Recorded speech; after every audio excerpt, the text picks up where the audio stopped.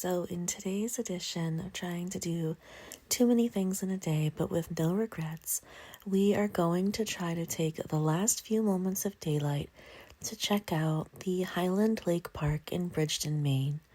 I've driven by this a few times and it looks really cool.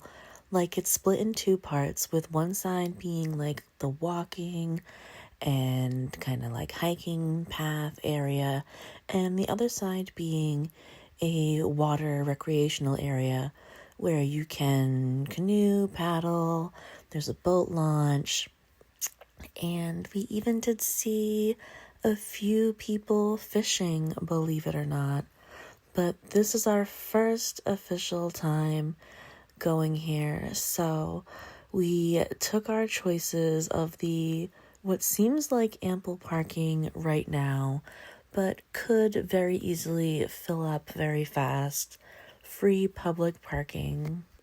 It was definitely really pretty here right before sunset, but I'm glad we got here when we could so we could enjoy at least an hour of our time at this park, because it is only open from dawn until dusk.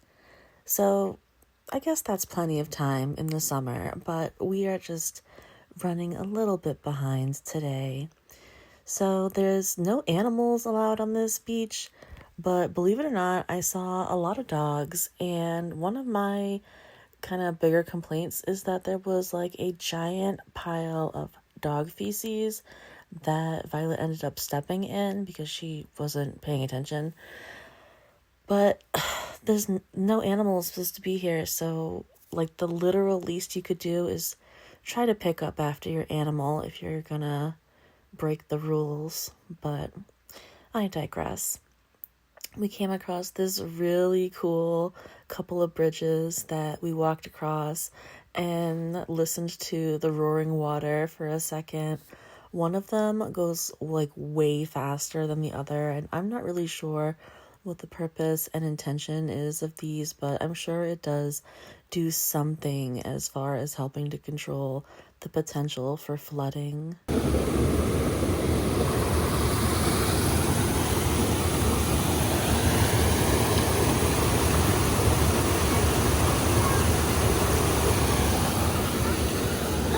Ducks!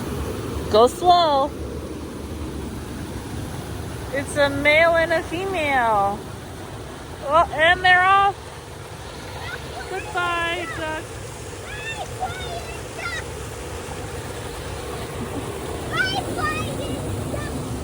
Bye-bye. There is definitely a good assortment of wildlife here to observe.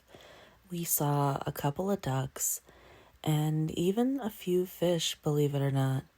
But the relaxing, picturesque scenery is really the biggest sell here, with a few different trails off to this way, plenty of picnic areas, and even a playground in the distance. The sandy beach area is definitely open for swimming, but I would probably recommend water shoes from what I saw. And it's not even necessarily the fact that there are a lot of rocks or what have you in the water, but just the fact that I saw a lot of people fishing. Like if you see up in this video, there's a dad and his son casting off right here near where some of the sandy areas are, where people eventually will be swimming. And then there was another person casting off from the dock, and his lure did not make it very far. In fact, it ended up just breaking off right into the water right below us. So I would definitely recommend being careful if you do decide to go into the water here. I thought this playground was really cool to see, and the scenery here is so pretty that I would just want to sit on these swings and swing and stare off into the distance of the lake for the longest time. We didn't really get a chance to do a lot of playing on this, but we did get a chance to sit on the swings for a little bit. But this is just such a beautifully placed playground, even if it is very simple in its playground form. It is just worth it to sit here on these swings, at least for me, and enjoy the scenery.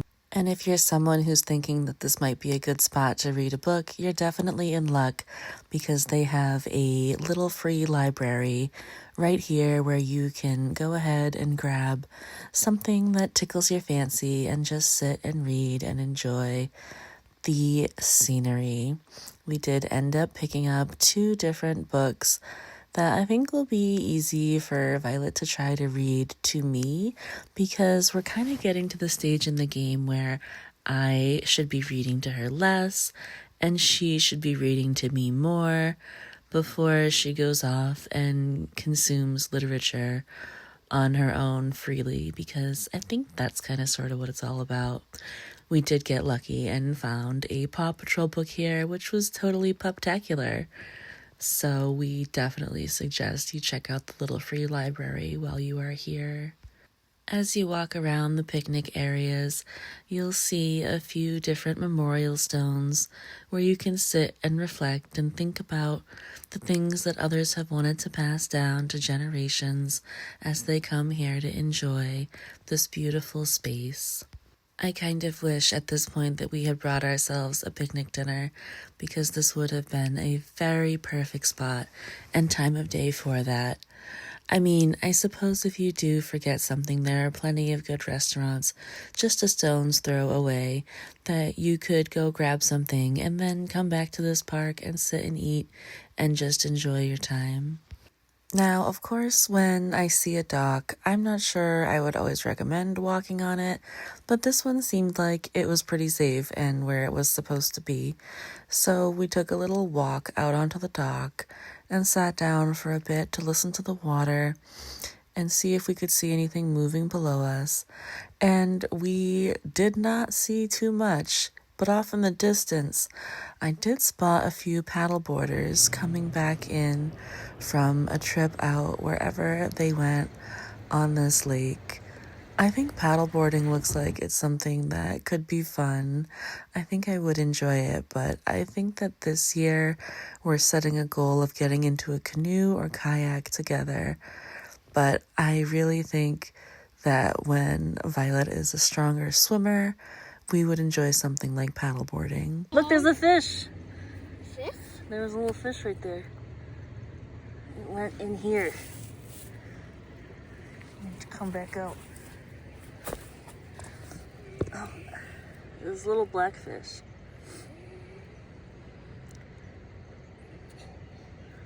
It must be so small, I can't see it. I guess I'm gonna have to show her the fish on the replay because she definitely missed it, but I remember being about her age and chasing little fish like that with a net in the water and trying to catch as many as I could. I always thought that that was so fun, so I hope maybe she gets to have similar experiences as we continue to visit different ponds and bodies of water.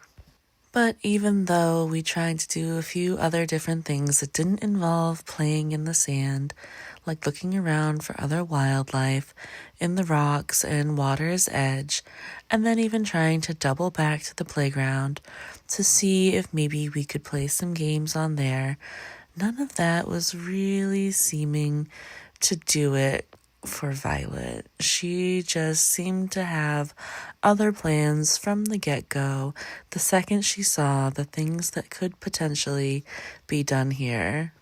And by that, I don't mean jumping on this random raft that I found and then almost totally floating away until I had to emergency leap back across. No, that's not quite exactly what she had in mind.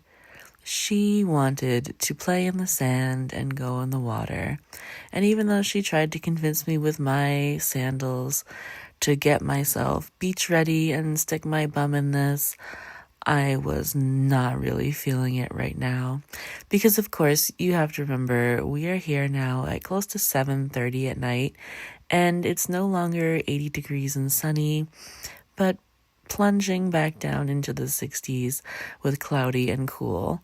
So as much as I thought that this could be a good idea on a warmer day, today is just not it for me. But this wild thing, she is going in. Is it cold? Yeah, it's really cold. That's like what I did last time. Keep going. How far out can you go? That's far out just the one. That's even colder than the last one. It gets pretty deep pretty fast, huh? I'm gonna stay in my t-shirt because it's cold. I don't think you should go in the water, buddy. Not fair. I thought you said you like cold water. I did say that. Not for Keep going, try it. Oh, that's cool.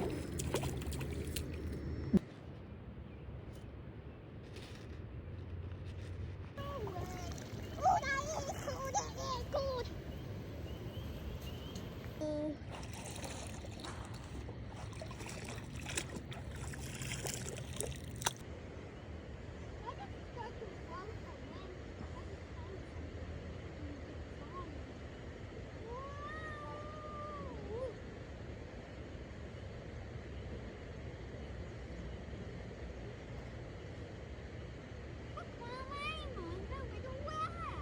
You are.